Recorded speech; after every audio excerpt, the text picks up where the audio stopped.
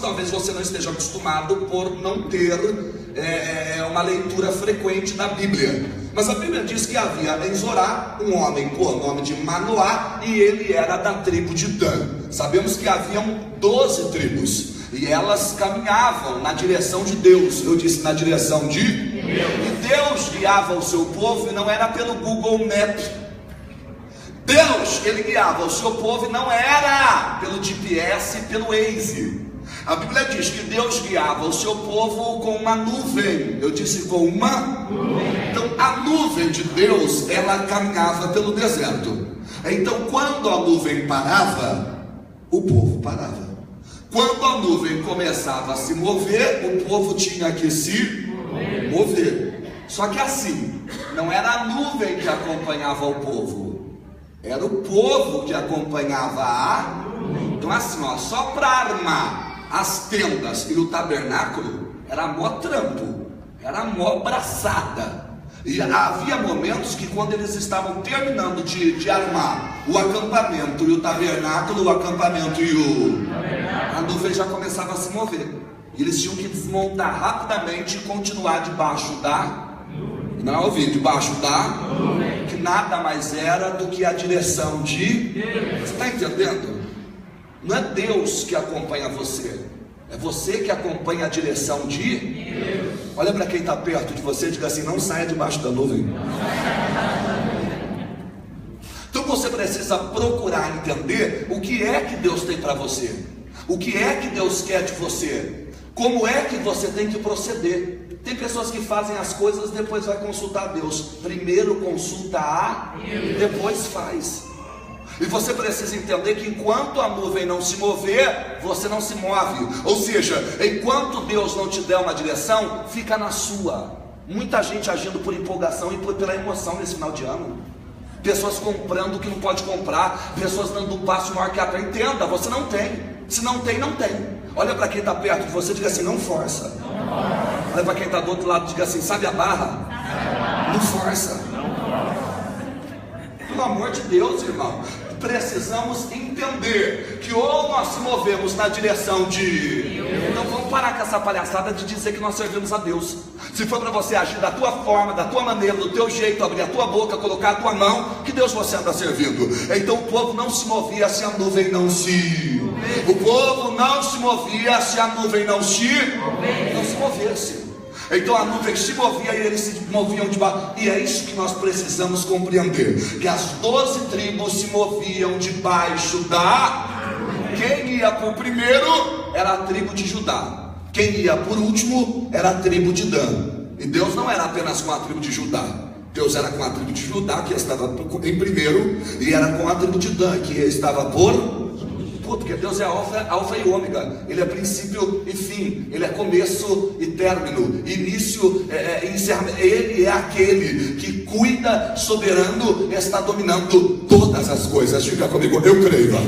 Mas eu não estou falando de um homem que era da tribo de Judá, eu estou falando de um homem que era da tribo de Dan, a tribo que vinha por último. Eu disse a tribo que vinha por... O nome desse homem da tribo de Dan era Manoá, e era de Zorá. E a Bíblia diz que a sua esposa não podia engravidar. Você vê que rima? O homem de Manoá, de Zorá, sua esposa não podia engravidar. E esse negócio de não engravidar só acontecia com as crentes.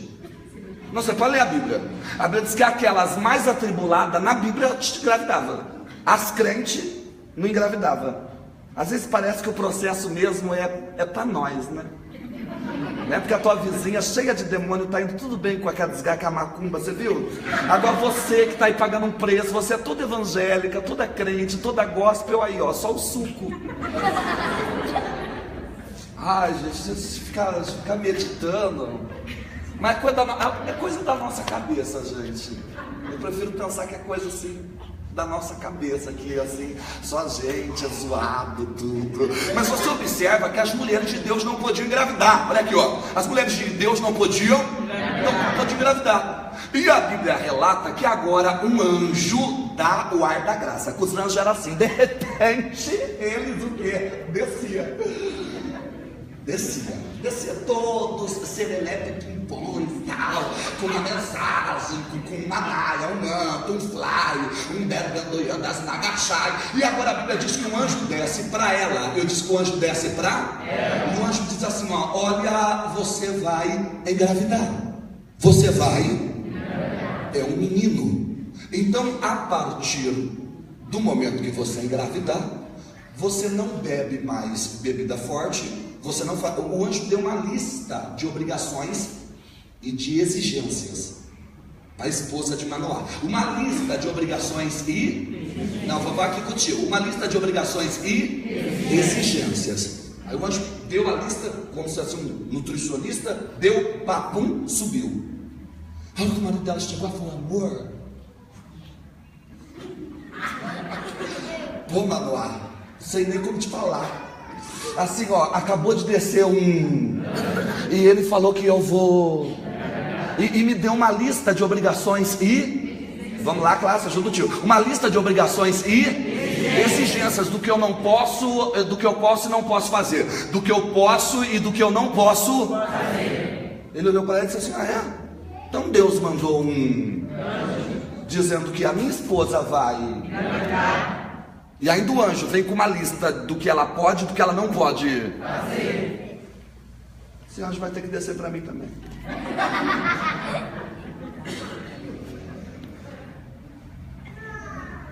Qual é que é desse anjo? Desce para minha wife que é que eu estou aprendendo no inglês, wife é esposa. O anjo desce para minha esposa e eu aqui que sou... em inglês é husband, aquela professora, já todo inglês, husband, e aqui, comigo nada, nem um anjinho, nem aqueles do calendário loirinho de olho azul, nada. Não, esse anjo vai ter que descer para mim, esse anjo vai ter que descer para mim. A Bíblia diz que o anjo desce pela segunda vez, eu disse que o anjo desce pela... Mas desce para ela de novo. Gente, esse anjo é muito terrível, esse anjo. O marido pede para que o anjo desça para... E o anjo desce pela segunda vez para a esposa e volta para ela, todo anjo tão feliz, ali na intimidade e tal. Tudo. Ela falou, aqui anjo, meu marido tá... É porque é uma revelação forte para mim. E ele que é meu marido, que vai a bronca, vai sustentar a criança, a Bíblia diz que o anjo pela segunda vez desce para ele ou para ela? Para ele ou para ela? Para ela. Aí ela diz assim, ó, já que você desceu pela segunda vez para mim, então você segura a tua onda aqui. Eu vou chamar ele lá, coisa assim, ó. O professor Raimundo já morreu, mas VaptVupt, estou voltando aqui, ó. Eu já falo. A Bíblia diz que ela corre até ele e fala, oi, o anjo acabou de descer de novo para mim.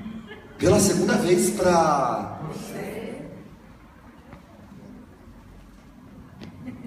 Onde está esse anjo? Então corre, quem está aqui? Ele está esperando. A Bíblia diz que ele vai lá, o anjo, em toda a glória de Deus, em toda a revelação, explica todo o mistério para Manoá. Explica todo o mistério para Manoá. Você vê, né?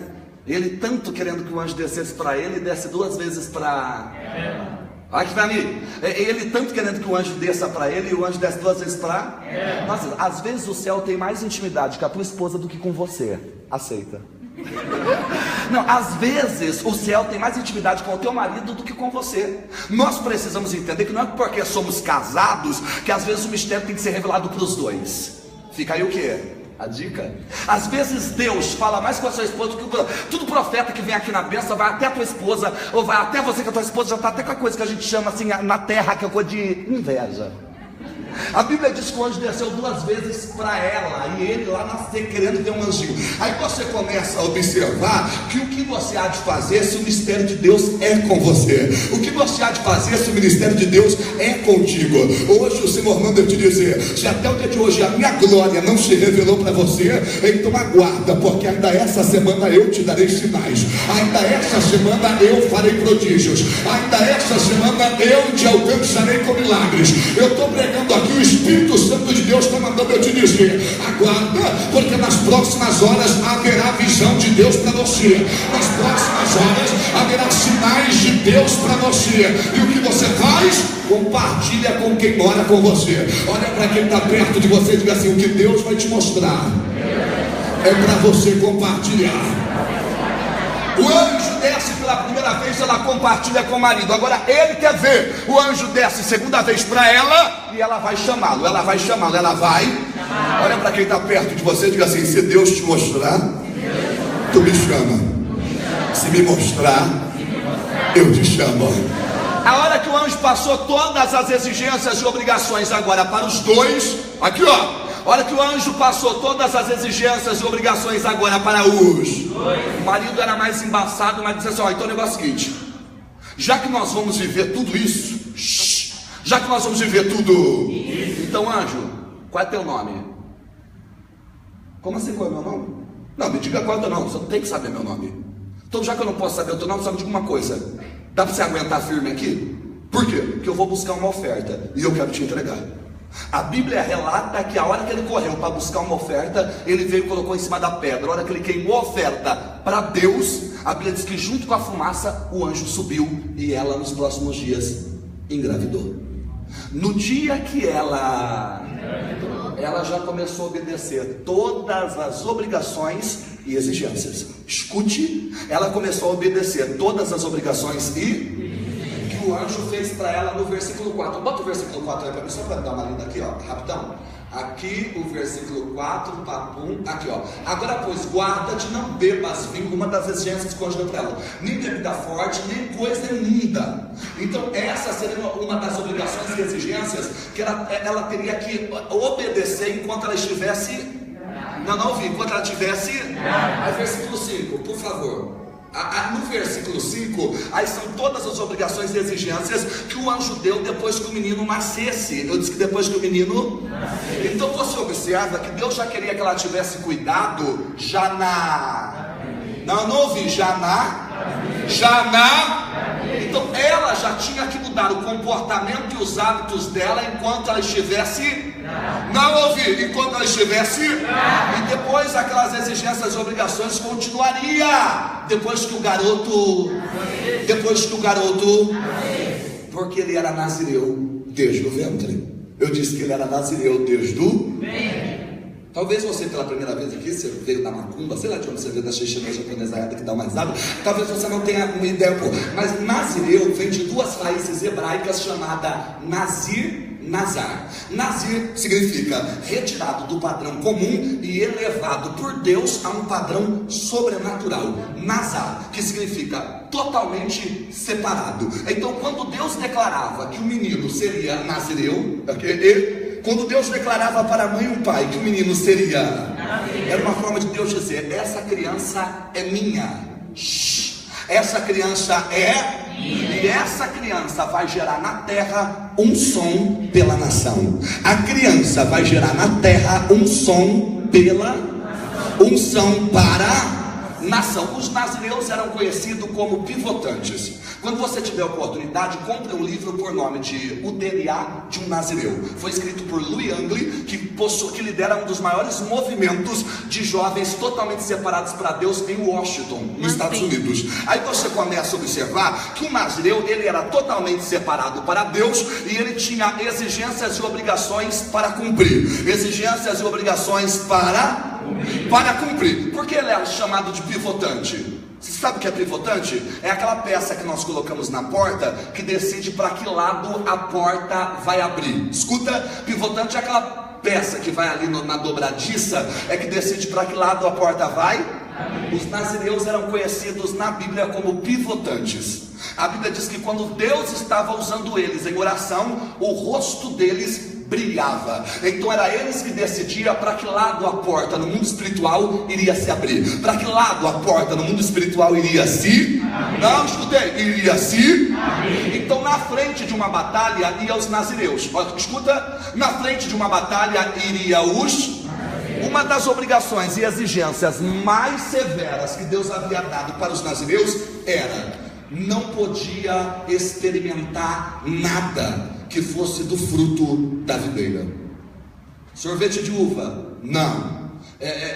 Salada de fruta com uva, não. Vinho, não. Tudo que fosse do fruto da uva, tudo que fosse do fruto da... Não podia. Eu disse que não podia nem tocar no cacho de uva. Não podia nem passar perto de uma videira.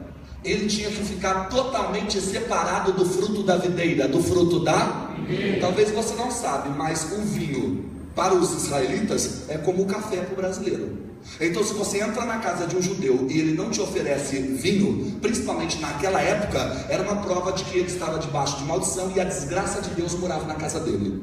Então, para você mostrar que Deus era na tua vida e que a graça de Deus estava na tua casa, quando eu chegasse lá, você tinha que me servir uma taça de... Todo judeu que não tomasse era um judeu depressivo, síndrome do pânico, transtorno, todo zoado. Então você tinha que beber vinho para declarar o quanto abençoado você era. Era sinônimo de alegria. Ele disse que era sinônimo de alegria. Por isso que Mary, eu estou usando inglês de novo, a mãe de Jesus, lá na festa de casamento, ficou desesperada quando faltou o vinho. Eu disse, quando faltou o vinho. Ela chegou toda desesperadona para Jesus e disse assim: Jesus, acabou o... Ele olha para ela e diz assim: mulher, o que tenho eu contigo? Ainda não chegou a minha? E aí ela entendeu que não era do jeito dela, era no tempo de Deus. Aí você observa que faltar o vinho naquela época era uma desgraça. Ele diz que era uma... Agora o nazireu não podia beber e não podia tocar nada que fosse do fruto da uva, nada que viesse do fruto da uva. Então era fácil para ele? Não, era fácil? Outra coisa, eles não podiam cortar o cabelo, não podia fazer o pezinho, não podia cortar as pontas duplas, ou seja, tinha que deixar coisa da congregação cristã, Deus é morto, sovaco, tudo aqui, ó, nada raso, deixa crescer a volta. Aí você começa a observar que ele não podia cortar, olha aqui, ó, não podia, porque o segredo, a força estava no cabelo, sim ou não? Não, o cabelo só era um sinal de há quanto tempo ele estava separado para... Por isso que na frente da batalha os nazireus iam, e a hora que eles chegavam perto do exército adversário, eles tiravam o capacete, e a hora que eles tiravam o capacete, as tranças caíam, e o comprimento da trança era um sinal de quanto tempo eles já estavam consagrados para... separados para, completamente reservados para. Então essas eram as obrigações. Outra coisa, não podia tocar em nada que fosse morto. Então morreu um cachorro, o nazireu não podia chegar perto. O pai ou a mãe do nazireu morria, ele não podia ir no velório. Então tudo aquilo que fosse morto, escute, tudo aquilo que fosse, não podia se aproximar de um nazireu, porque ele era consagrado. Por isso que os judeus ficaram em pânico quando Jesus tocou no caixão do filho da viúva de Naim.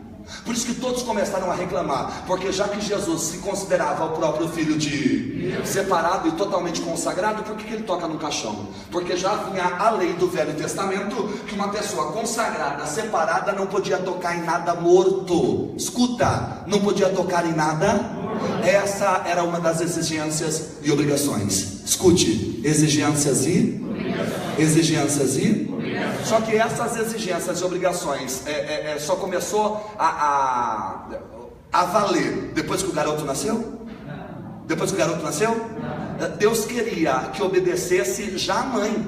Desde não ouvi desde para pensar comigo. Ela recebeu ordens expressas de um anjo de Deus em relação a obrigações e exigências que ela tinha que fazer ainda. Agora para pensar comigo. E se ela tivesse quebrado aqueles princípios que o anjo deu para ela? E se ela tivesse quebrado as exigências na gravidez? Ela poderia comprometer o futuro do filho diante de Deus? Sim ou não? Sim ou não? Sim. Você está entendendo porque muita coisa aconteceu na tua vida? Por causa de princípios, obrigações e exigências que a tua mãe não respeitou quando estava... Principalmente se você vem de uma mãe que era espírita, macumbeira, umbandista, era uma pessoa maldizente, tua mãe toda endemoniada. A pergunta que eu faço é: você já conversou com a sua mãe para perguntar para ela como foi a... Se é comprovado que tudo que uma mulher passa na gravidez, ela transfere 100% para o bebê, como foi a gravidez? Você sabia que a maioria das pessoas inseguras e a maioria das pessoas que têm dificuldade de tomar decisão nascerão a fórceps, a ferro? Aí isso é uma regra? Não, isso não é uma regra. Mas grande parte de pessoas que eu atendo na cura interior, que tem dificuldade de tomar decisões, pessoas inseguras, que a qualquer momento não conseguem confiar em si próprias, são pessoas que deram trabalho na hora do parto. Você sabia que a maioria das pessoas que tem dificuldade, aqui ó, dificuldade de se esforçar, dificuldade de avançar, dificuldade de resolver situações sozinhos, são pessoas que nasceram cesárea. Por quê? Porque Deus deu a força para a mulher, aqui ó, Deus deu a força para a mulher ter o bebê e Deus deu força para todo bebê nascer. Escuta, Deus deu força para toda mulher ter o bebê e deu força para todo bebê nascer, para todo bebê nascer. Quando o parto é cesariana, o bebê não precisa usar a força que Deus deu para ele e ele se frustra. Normalmente dá trabalho depois que cresce, não é uma regra, escuta, não é uma regra, mas normalmente dá trabalho e tem que passar por cura interior. Eu digo isso porque eu faço atendimento de cura interior. Então você começa a observar por que a medicina força o parto normal, porque é saudável, psicologicamente falando, emocionalmente e sentimentalmente, porque não frustra a criança em relação à força que ela recebeu do próprio Deus para nascer. Então você começa a entender que os cuidados na vida de um ser humano, é muito importante para a sua trajetória. Escuta, e aquelas crianças que quase foram abortadas? Em um atendimento de cura interior e fechamento de portal, atendemos um jovem de 26 anos com síndrome do pânico. Já contei a história aqui, mas não custa repetir. 26 anos, eu disse com síndrome do... Quando você atende uma pessoa na cura interior, você faz ela se lembrar do registro mais antigo que ela tem.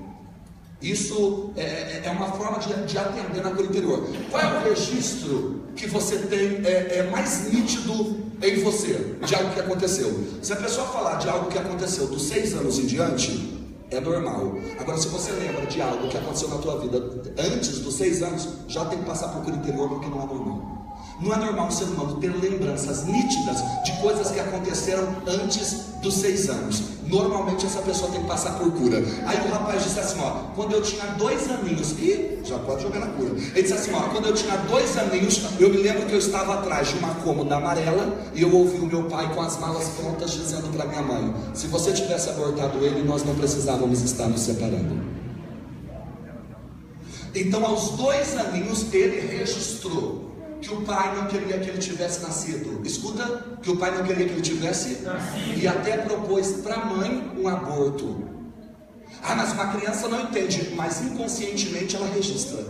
E eu não estou falando de consciente. O consciente do ser humano é 5%, o subconsciente é 95%. E quem trabalha com a Bíblia trabalha com os 95% e não com 5%. Aí você começa a observar que, e como atende um rapaz que está com síndrome do pânico? Chamei a mãe dele. A mãe dele não conseguia chamar o pai porque tinha sumido no mundo. E aí quando eu contei para ela do registro, quando eu digo eu estou falando na terceira pessoa, porque eu estou falando do ministério por detrás da máscara de ferro que fez esse trabalho. Aí você começa a observar a mãe dizendo, pera um pouco, como assim ele contou? Ele era muito pequenininho, não tem como lembrar da cômoda amarela, da discussão. Eu falei, ele contou desse jeito. Não, ele não tinha nem 2 anos. Mas a verdade é que o pai dele propôs o aborto, propôs. O pai dele não sabe, mas eu tentei com uma agulha de crochê, tive hemorragia e fui para no hospital. Agora você pode imaginar, se uma mãe passa 100% para o bebê tudo que ela enfrenta na gravidez, imagina essa hemorragia, como a criança não absorveu inconsciente. Minha mãe tentou me matar. Apesar que não precisa tomar chá abortivo e não precisa nem fazer um procedimento desse para a criança entender que foi rejeitada e abandonada. Só o fato da tua mãe não ter gostado de ter engravidado de você, a criança já recebe como rejeição e abandono. E sabe qual é o problema de uma pessoa rejeitada? É que ela rejeita. Sabe qual é o problema de trabalhar com uma pessoa abandonada? É que ela abandona. Toda pessoa rejeitada rejeita, toda pessoa abandonada abandona, e toda pessoa ferida fere, porque quem está bem não agride ninguém. 14% dos atendimentos dos pastores são de problemas financeiros problemas financeiros e espirituais. 86% dos atendimentos dos pastores é problema emocional.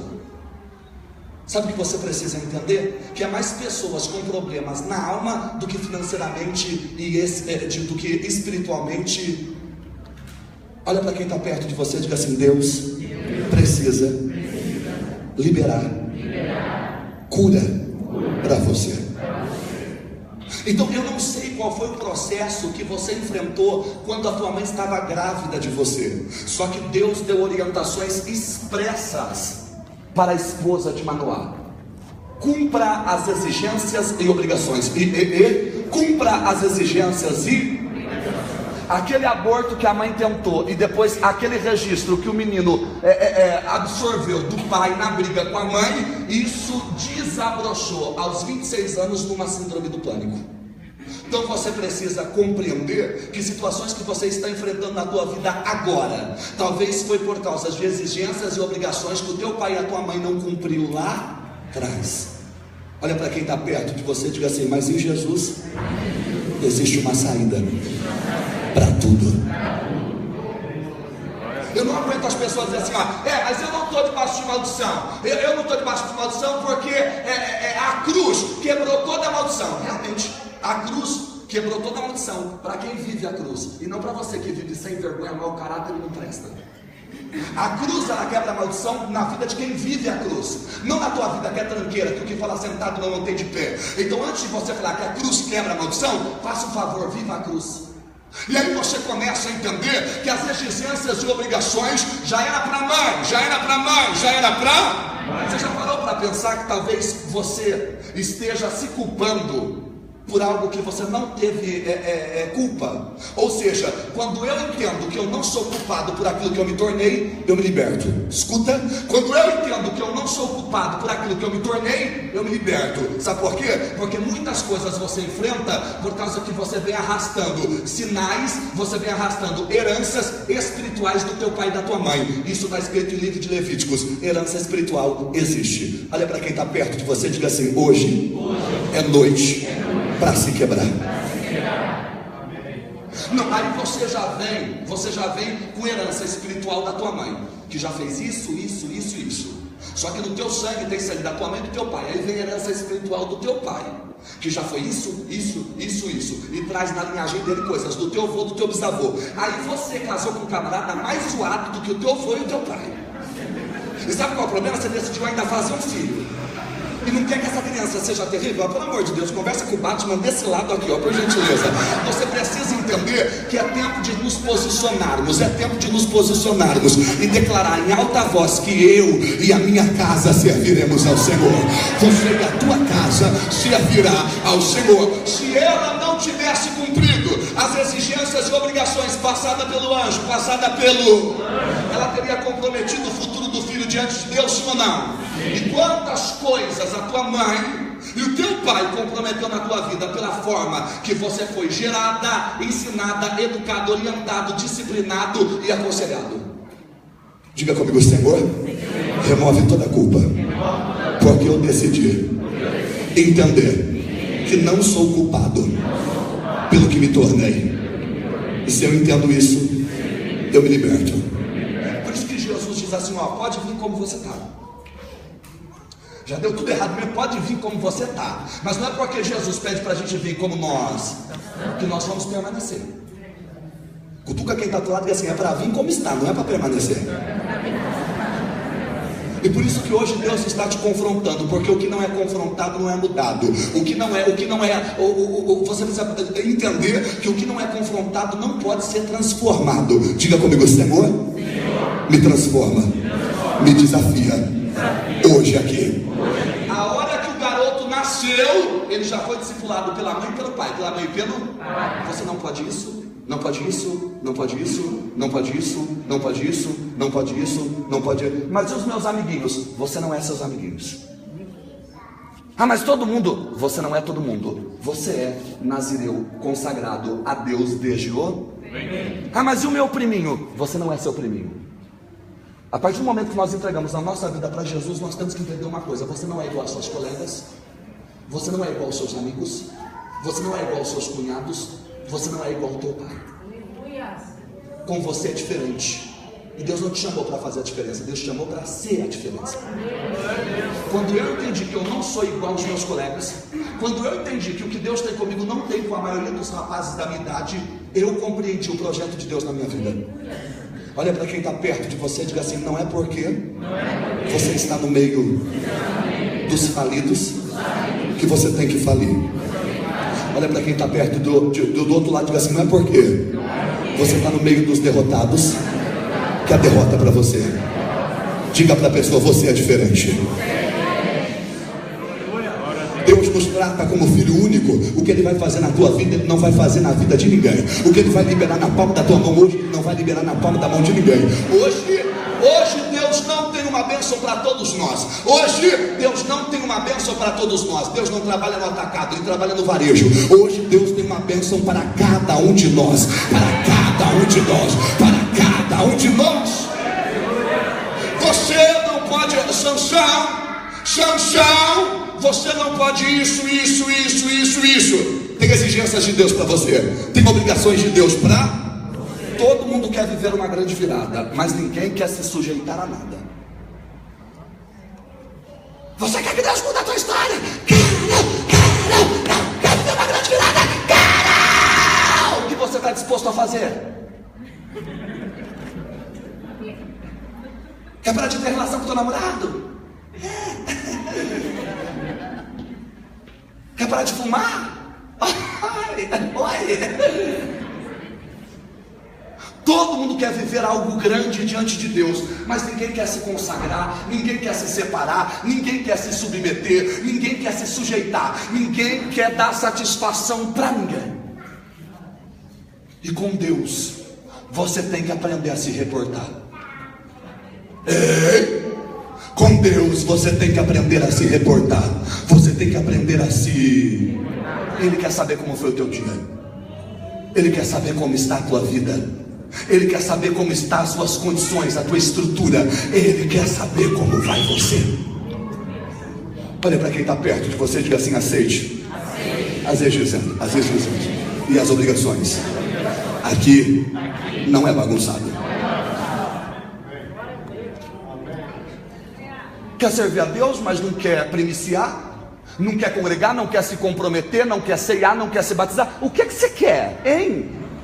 O que é que você quer? Porque Deus manda eu te dizer: você só terá tudo de mim quando eu tiver tudo que é teu. E eu quero mais de você, diz o Senhor. Diga assim comigo: Senhor, me ajuda.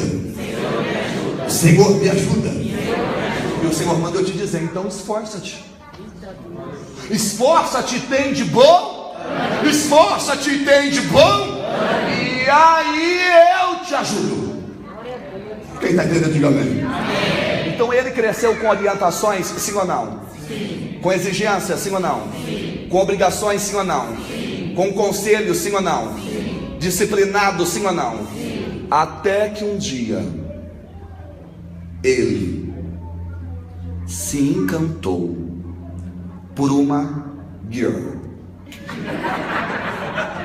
nas fontes de Timná. A Bíblia diz que ele encontrou uma moça que ele ficou doido. Eu disse que ele ficou doido. A moça era de outra nação, Filisteia. E Deus não aconselhava um camarada se envolver com moças de outra nação. Então quando ele começou a sentir algo por essa moça, Deus estava de acordo, sim ou não? Não. Sim ou não? Não. Estava. Você acredita? A Bíblia diz que Deus viu nesse sentimento um propósito para que ele colocasse Sansão lá na nação de Filisteia e arregaçasse tudo. A intenção de Deus era explodir tudo aquela bagaceira. E Deus tinha que arrumar um jeito de colocar ele lá, de colocar ele. Então Deus permitiu ele sentir algo por essa moça. Algo por essa moça. Não estou falando de Dalila não, viu? Porque até chegar a Dalila teve a prostituta de Gaza, o camarada rapou tudo. Luta terrível com a mulherada. Aí você entende que o sentimento que ele começou a ter por essa moça, Deus viu propósito. Escuta, Deus viu propósito. Deus viu propósito. A minha pergunta não é com quem você está se relacionando. A minha pergunta é se entre você e aquele rapaz, é se entre você e aquela moça existe algum propósito de Deus. Não, mas você pensa bem, ele ganha bem. Não, ele é espírita. Não, você não tem que me dar satisfação de quem é ele. Escuta, eu não quero satisfação de quem é ela. Eu só quero que você entenda uma coisa. Nesse relacionamento tem propósito de... Porque se não tiver, para. Deus não une pessoas, Deus une propósitos. Se o céu não está sendo beneficiado nesse relacionamento, chuta que é macumba.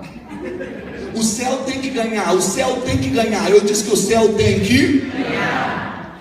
Se nessa amizade o céu não está, espera que você vai dar essa amizade. Você fica vendo pelo Face, né? E ela tá lá, ela tira a já não tem mais amizade nenhuma.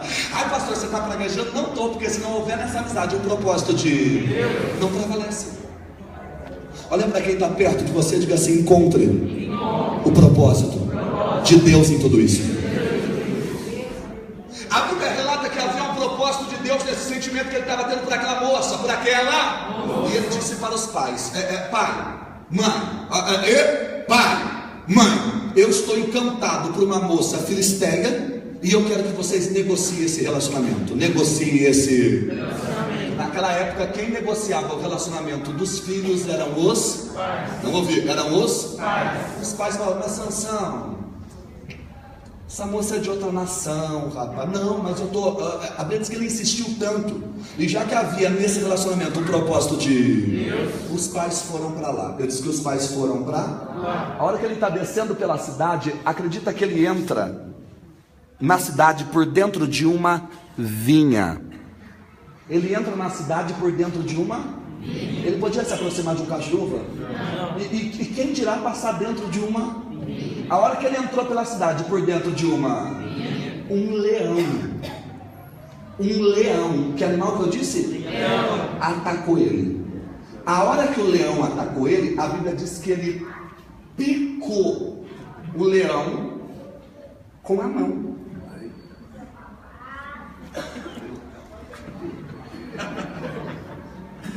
A Bíblia diz que o Espírito Santo de Deus tomou posse dele e ele picou o leão com mas tinha canivete na mão? Machado? Faca? Aquela faquinha de escolar? Ele picou o leão com a mão, ele picou o leão com a e entrou. A Bíblia diz que ele entrou na cidade, os pais negociaram o relacionamento, escute, negociaram o relacionamento. E aí foi feito um banquete, e naquele banquete serviram, e ele bebeu. Na hora de voltar para casa, ele sabia que ele ia encontrar no caminho que ele veio, o leão. Não viu o leão? Como ele ia encontrar o leão? E ele podia passar perto de algum morto? Não. Então ele deveria ter voltado para casa por outro caminho, mas ele voltou pelo mesmo. E a hora que ele voltou ele encontrou o leão, e dentro do leão um favo de mel. Ele catou o favo de mel de dentro da carcaça do leão e voltou comendo. E deu o mel para o papai e para a mamãe, sem dizer de onde ele tinha.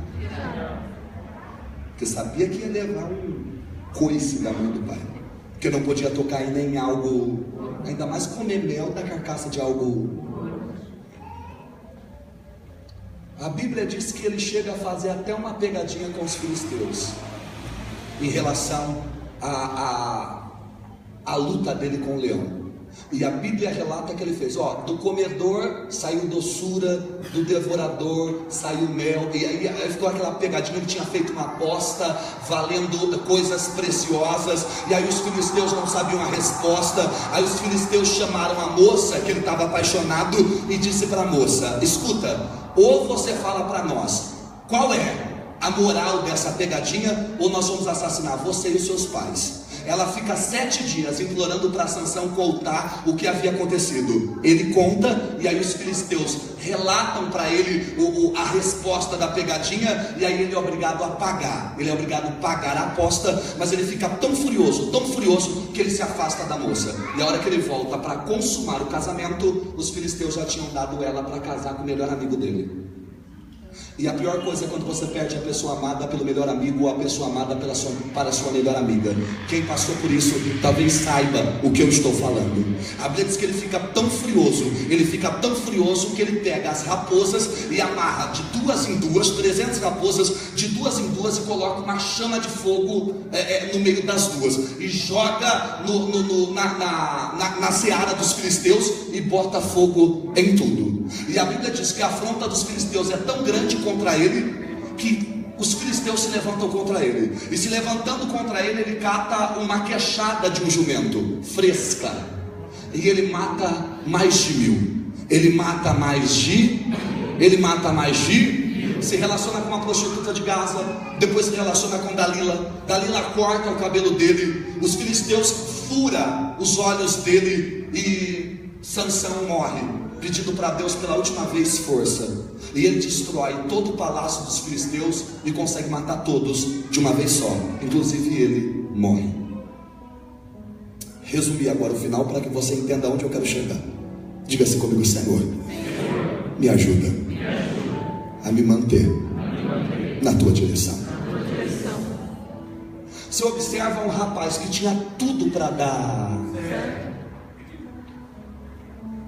porque já vem sendo consagrado para Deus desde o...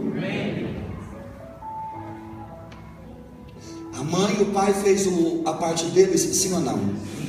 Não adianta o pastor fazer a parte dele, não adianta a pastora fazer a parte dela, não adianta eu vir aqui na terça e fazer a minha parte, não adianta a sua mãe e o seu pai ter feito. Se você não quer,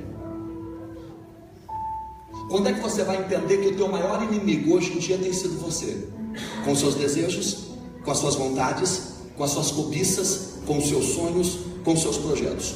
Deus viu o propósito naquele sentimento que ele estava tendo pela moça. Aqui ó, Deus viu o propósito naquele sentimento que ele estava tendo pela moça, sim ou não? Sim. Mas ele se deixou se levar por aquele, entrando na terra filisteia por dentro de uma vinha, sentando no banquete e tomando, e pegando mel na carcaça de morto. Olha para quem está perto de você e diga assim: o sentimento é estragado com a empolgação. A pergunta não é se você sente algo por alguém, é esse fogo no nariz por causa do sentimento que você está tendo. Como tem gente desequilibrada, viu pela primeira vez que ia morrer do lado dele, acorda, não, mas eu entrei, eu vi, ele me olhou, eu gostei. Ainda posta isso aí, que não tem nada a ver, posta no Face ainda, que coisa ridícula. Eu cheguei na igreja, ele me olhou, eu olhei, ele sorriu, eu sorri, acabou o culto. Olha que ridículo esse poema. É poema de gente empolgada, estava vomitando o coração. Nunca te vi, sempre te amei. Olha para quem está perto de você e diga assim: não entregue o controle das suas emoções para ninguém.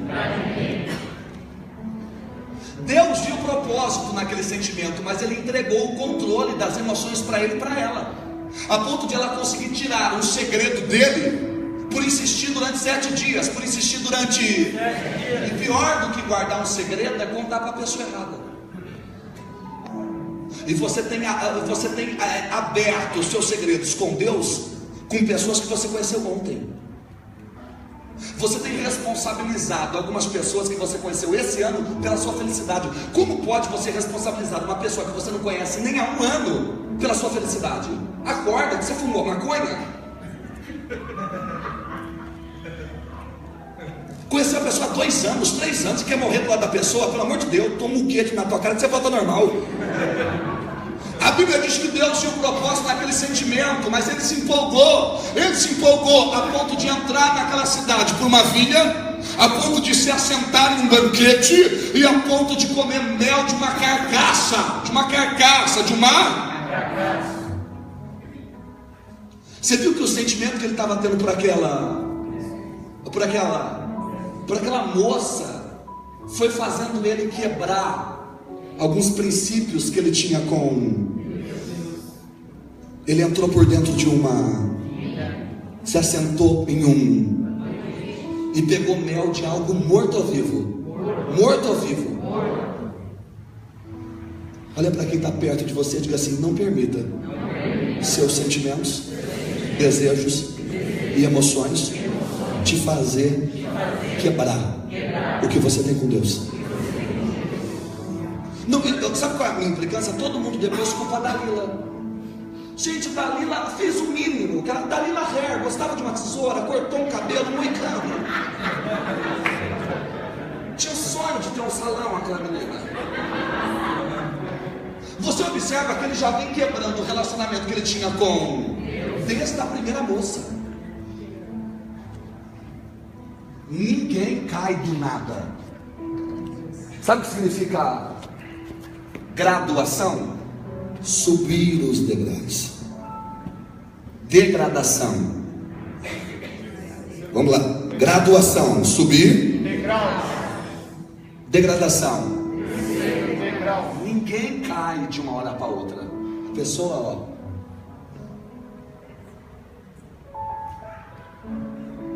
você não desviou de uma hora para outra, você vem desviando. Você não saiu da igreja de uma hora para outra, você vem saindo. Quando ele conheceu Dalila, ele já estava todo zoado. O cabelo era a única coisa que faltava, é um moicano ali. Quando o diabo consegue derrotar você, é porque ele já vem minando você e não é de agora. Quando o inimigo consegue jogar você nesse fracasso que você está, é porque ele já vem te desanimando. Isso não é de hoje. Desde aquele primeiro relacionamento que você já deixou de ir para a igreja, parou de tocar, parou de ceiar. Ele entrou pela vinha, sentou no banquete, pegou mel da carcaça. Ai, mas era mel, mas mel da carcaça é veneno. E sabe por que ele pegou aquele mel? Porque voltou pelo mesmo. Olha para quem está perto de você e diga assim: às vezes o caminho de volta é doce, mas traz morte. Às vezes voltar pelo mesmo caminho é doce, é mel, mas traz morte. Hoje o Senhor manda eu te dizer: para que vai voltar pelo mesmo caminho se eu, teu Deus, tenho para você um caminho? Não, tem gente que não entendeu. Para que vai voltar pelo mesmo caminho se eu, teu Deus, tenho para você um caminho? Hoje o Senhor me trouxe aqui para te dizer: para de voltar pelo mesmo caminho. Hoje eu vim trazer para você um caminho novo, um caminho novo, um caminho novo, um caminho novo, um caminho novo. Diga: eu não pegarei a volta, o mesmo caminho. Deus tem algo novo. Sabe qual é o problema dele ter ainda tomado aquele mel? É que ele deu para o pai e para a mãe e não contou a origem, não contou a origem. Olha para quem está perto de você e diga assim: nunca engula nada sem saber a origem.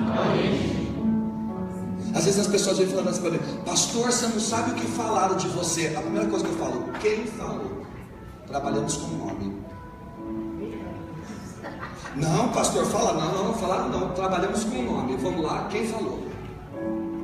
Se a pessoa que falou é uma pessoa de Deus, que vive de oração, consagração, pô, eu respeito, abaixo a cabeça e procuro me corrigir. Uma pessoa não tem vida com Deus, a pessoa toda desgraçada, a pessoa frustrada, você vai ficar, aí você vai lá pro Face, se sentindo decepcionado, tá dando soco pra tocar, que você tem Deus, claro, você toma macumba, aquela coisa velha que falou de você.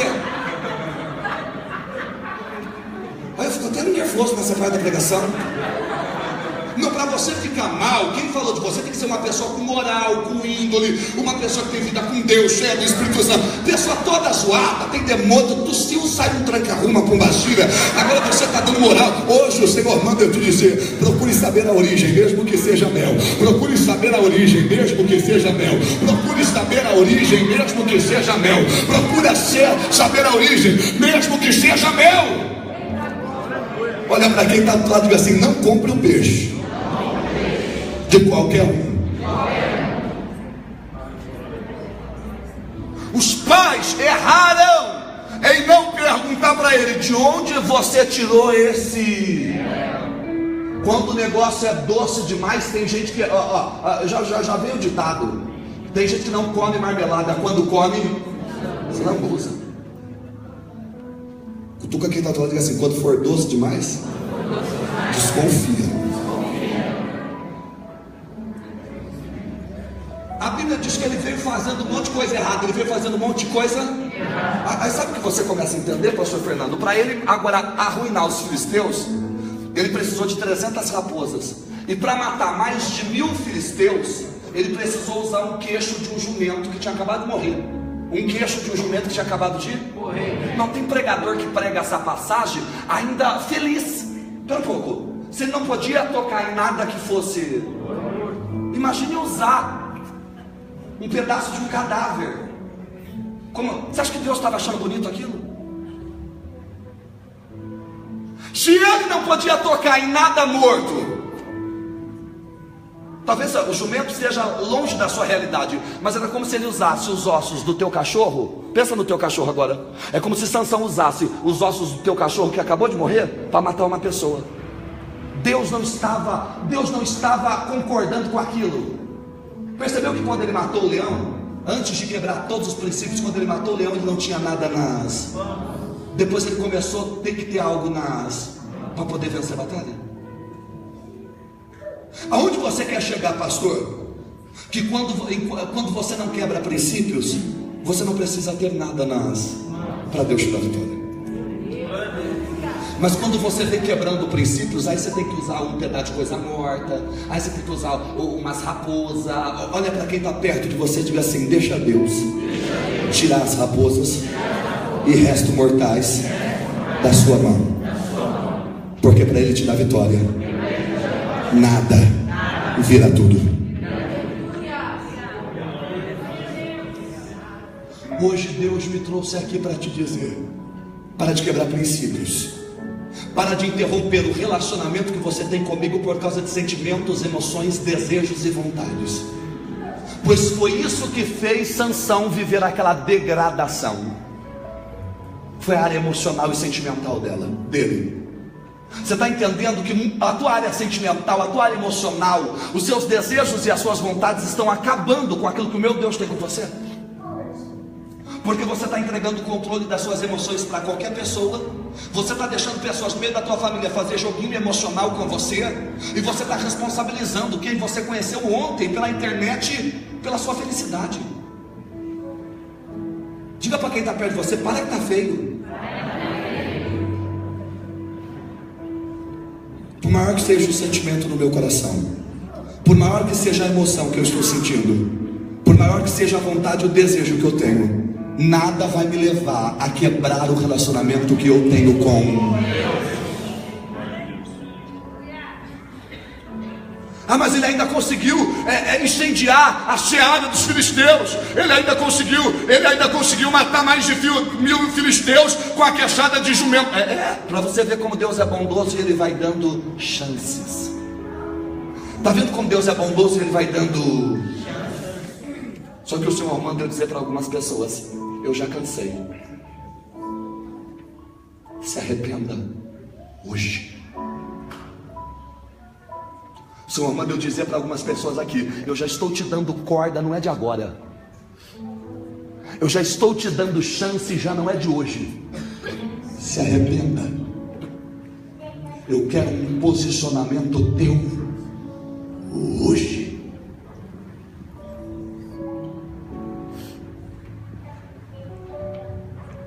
Quando ele estava com o cabelo curto, os olhos vazados, com a vida toda fedendo,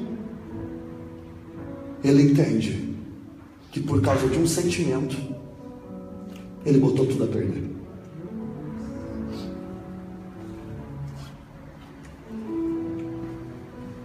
Olha para quem está perto de você e diga assim: maior que a fé, tem que ser sua inteligência emocional. Eu vejo um monte de gente na igreja com fé, mas sem inteligência emocional. E eu descobri que mais importante é a inteligência emocional do que a fé. Você tem fé, mas não tem inteligência emocional. Quer uma prova? Você tem fé, mas se o pastor dessa igreja te ofender, você já não vem mais. Por quê? Porque inteligente já você não é. Ah, mas ele me ofendeu. Nossa, ficou ferida? Ficou machucada? Ah, eu fiquei. Aqui eu não volto mais. Você é idiota e burra emocionalmente. Porque se eu sou inteligente emocional, pode a igreja toda me ofender. Eu sei quem me trouxe aqui. Eu sei quem eu estou servindo aqui. E eu sei para quem eu estou fazendo essa obra. Amém. Então que caia 1000 do meu lado, 10.000 à direita, que eu estou aqui, ó, tirando selfie. Olha para quem está perto de você e diga assim: não permita as suas emoções jogar tua fé no lixo. Ah, mas elas estão me desprezando, só que você não está aqui por causa delas. Ah, mas elas estão virando a cara. Se você sair por causa delas, você nunca veio por causa de Jesus. Entenda de uma vez por todas: mais importante que a fé é a inteligência emocional.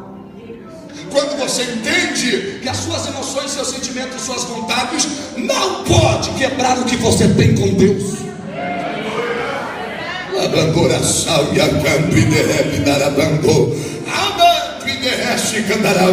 Hoje o Senhor manda eu te dizer: continue sem nada nas,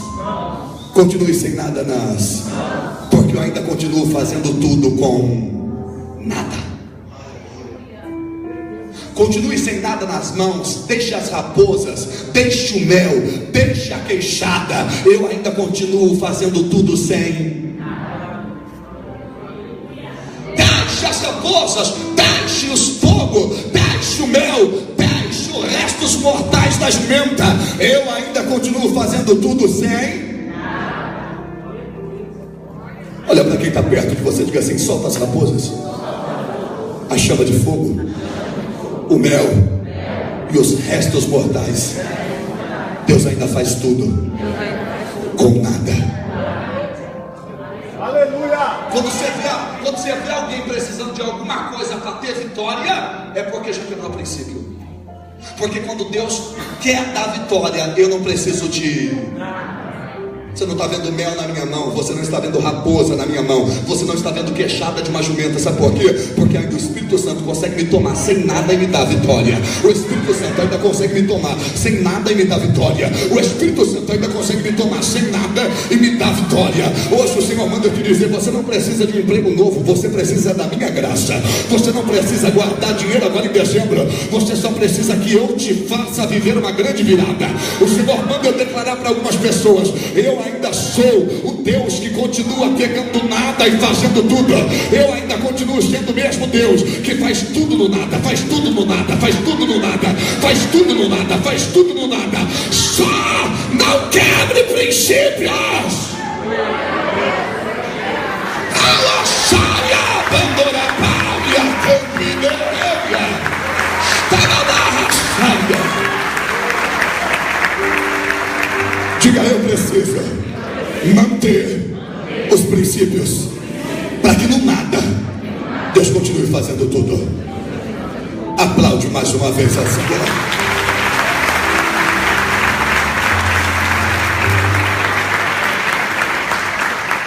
Então a palavra dessa noite é: se submeta, se sujeite, não quebre princípios, para que Deus ainda continue fazendo maravilhas na sua vida, mesmo você não tendo. Ah, mas eu precisava de umas raposas, eu precisava de um mel, eu precisava... Não, você precisa de Deus.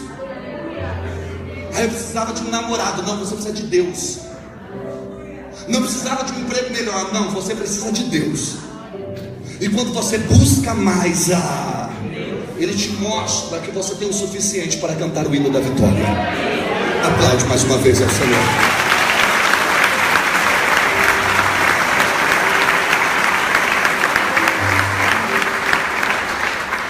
Diga para quem está próximo de você: não deixe os seus sentimentos, emoções, desejos e vontades te idiotizar.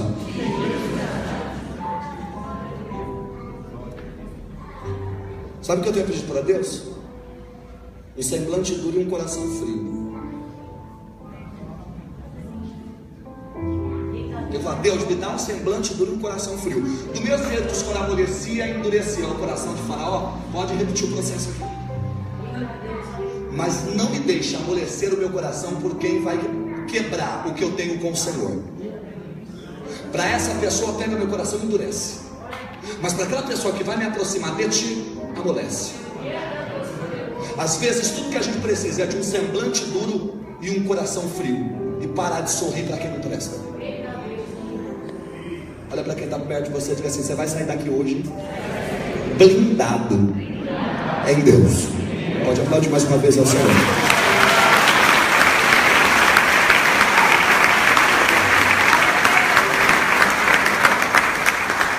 Deus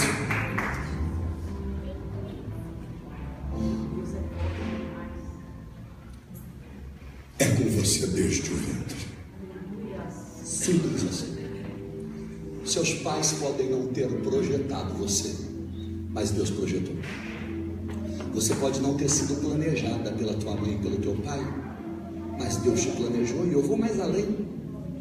Deus não se arrepende de ter sustentado você até o último mês e ter permitido o teu nascimento. E Deus manda eu te declarar: o que você vive ainda é